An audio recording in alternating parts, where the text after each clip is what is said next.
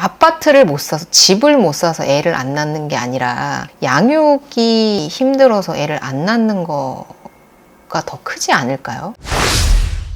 요새 정부가 참 바쁘십니다. 지금 요새처럼 이렇게 정책을 많이 내놓은 시기가 있었나 싶을 정도로 윤석열 대통령께서 대통령이 되신 이후로 가장 많은 정책들이 쏟아져 나오고 있는 것 같습니다. 이 총선의 파워가 대단하다. 내일부터 오늘부터군요. 사전 투표가 시작됐는데요. 내일까지 투표 많이 하셨으면 좋겠습니다. 여기에 발맞춰서 오늘 또 하나의 발표가 나왔습니다. 신생아 특례대출 관련한 건데요. 총 3조 5,646억 원이 신청이 됐고요. 주택 구입자금과 전세자금 대출 두 가지를 신생아 특례대출로 진행을 하고 있는데 전체의 70% 그러니까 10명 중에 8명은 주택을 구입하는 데 대출을 사용했는데 다만 대환대출이 그중에 64%를 차지한다고 하니까요. 고금리에서 저금리로 조금 갈아타는 수요가 좀 많았다 이렇게 보시면 될 것 같습니다. 그런데 1억 3천까지였던 기존의 걸 보시면요. 2년 내에 출산한 무주택 가구나 1주택자 중에 연소득이 합산 부부 합산 1억 3천 이하여야 하고요. 순자산이 4억 6천9백만 원 이하이시면 전용면적 8사 이하 주택 그러니까 국평이죠. 국민평수 이하 9억 원까지 최대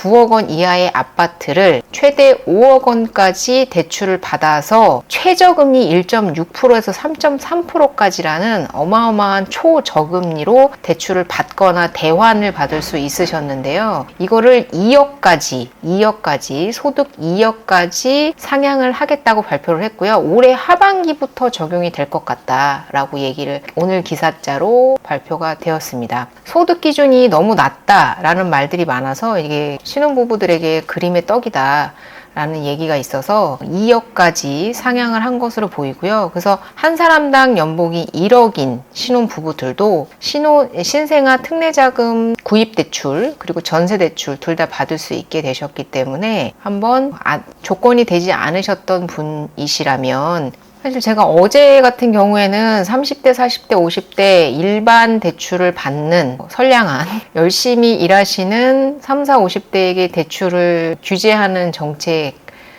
규제하겠다라고 대놓고 말은 하지 않았지만 정책 모기지의 비율을 줄이고 은행의 대출을 늘린다는 것은 다시 말해서 어찌됐건 조금 유연성이 떨어지고요. 좀 그 기준이 조금 더 빡빡해진다는 걸 의미하거든요. 은행에서 아무래도 본인들의 자금을 이용해서 대출을 내주는 거기 때문에 그게 고정금리라 할지라도 신용이 높고 연봉이 높으신 분들 위주로 해서 대출을 내줄 수밖에 없기 때문에 대출이 어려워진다. 다주택자 같은 경우에는 이미 대출이 안 나오고 그리고 고가주택을 사신 분들은 워낙에 전 정권에서 집값이 너무 오르다 보니까 아예 대출을 안 내준 시기도 있었기 때문에 지금 아파트 가격이 폭락을 했다 하더라도요. 지금 힘들고 고통받고 있으신 분들은 다주택자나 고가주택을 갖고 계신 분들이라기보다는 오히려 20, 30대, 40대의 영끌족 젊으신 분들이 약간 꼭지에서 사신 그런 경향이 없지 않아. 그러니까 그때는 그 시절에는 아파트를 사지 않으면 왜 안 사냐는 그런 이상한 눈초리로 바라볼 정도로 부동산이 너무 호황기였기 때문에 늦게 기차에 올라타신 분들께서는 꼭대기에서 지금 집을 구매하신 분들이 의외로 많습니다. 그런 경우 근데 젊은 층분들이 영끌을 해서 소위 말해서 영혼까지 끌어모아서 집을 사는 바람에 지금 많이 힘드신 분들이 계실 거라고 생각을 하는데 애저녁에 고가주택이나 다주택자들에게는 특별히 영향이 없다. 어차피 대출 안 받고 갭 투자로 아파트를 사는 거거든요. 그렇기 때문에 이 대출 규제라는 것이 사실 투기꾼을 잡기 위한 방책이 될 수는 없다. 오히려 집을 사야 하는 서민층들이 오히려 집을 못 사는 상황이 발생을 할 수 있다. 근데 애를 낳으면 연봉 2억이라는 파격적인 조건으로 대출을 내주겠다라는 발표를 한 것을 보면 되게 신혼부부 청년들에 대한 그런 정책에 상당히 치중을 하고 있는 모습이 보입니다. 시청자분 중에서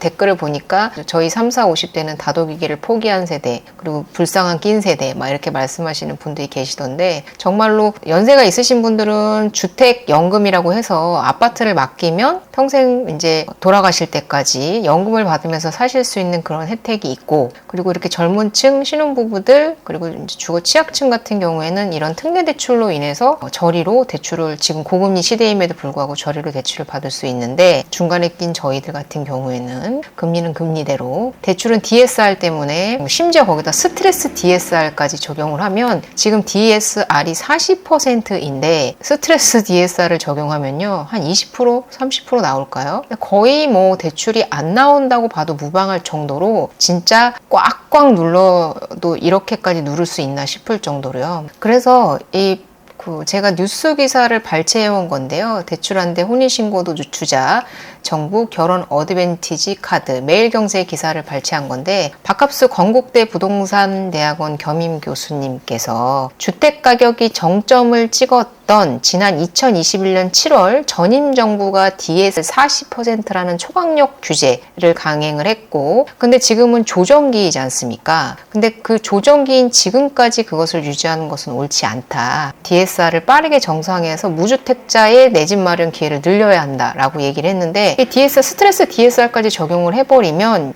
대출이 너무 안 나온다는 거죠. 그래서 뭐 물론 신생아 특례대출 같이 뭔가 특별한 조건이 부합되시는 분들에게는 대출이 나오시겠지만, 그러지 않으신 분들은 아예 대출을 못 받고 주택을 살 수 없는 지경까지 지금 대출을 누르고 있는 상황이기 때문에 DSR 규제는 풀어야 하는 것이 아닌가라는 생각이 듭니다. 근데 쉽게 풀 수 없을 것 같기도 한 것이, 지금 공급이 상당히 부족한 상황에서 이 DSR을 풀어버리면 집을 사시겠죠, 많이? 안 그래도 공급이 부족한 상황에서 매수세까지 붙어버리면 감당할 수 없다라고 생각을 하실 거라고 생각이 들어요. 그래서 강력한 규제인 걸 정부에서도 모를 리 없지만 지금 쉽게 풀지 못하고 오히려 더 대출을 내지 않겠다라는 의지로 스트레스 DSR을 적용을 했다. 근데 역으로 반대로 이렇게 주거 취약층들에게는 대출을 적극적으로 내주겠다. 그러니까 가계대출의 비중은 계속해서 늘어날 수밖에 없다라고 생각이 드는데,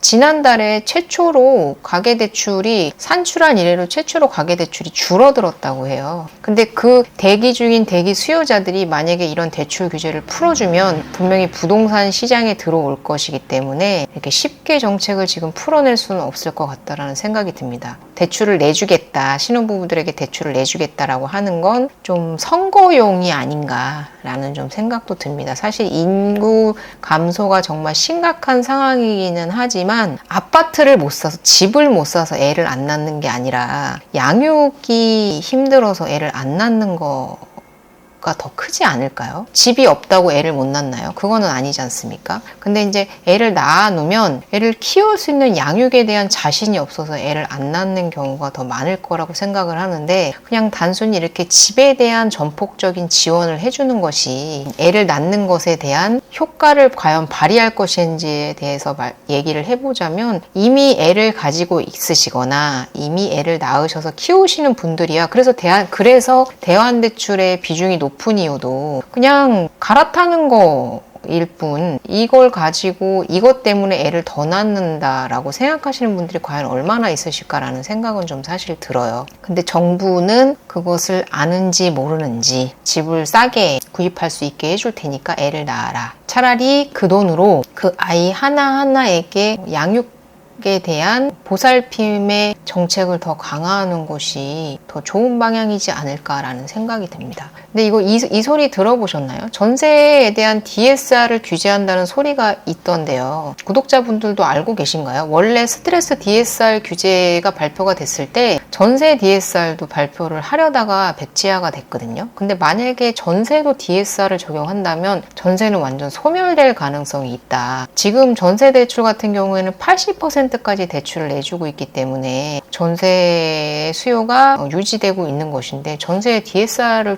전세 DSR 규제를 내년부터 시행할 것이다 라고 생각하시는 분들이 꽤나 많으시던데 이게 과연 가능한 일일까라고 생각이 좀 듭니다. 네. 서민들을 지원해야 되는 것도 맞으면서 근데 또 전세 DSR 규제에 대한 정책을 또 내놓겠다라는 얘기도 나오는 거 보면 총선 끝나고 나서 이게 전세 DSR이라는 분명한 얘기가 있었었는데 이게 선거철이다 보니까 쏙 들어갔는데 이거에 대해서 만약에 진행을 한다고 하면 진짜 임대 시장이 어떻게 될지 되게 궁금하기는 합니다. 오늘은 여기까지 마치고요. 다음 시간에 다시 찾아뵙도록 하겠습니다. 좋은 저녁 되시고요. 도움이 되셨다면 구독과 좋아요를 부탁드리겠습니다. 감사합니다.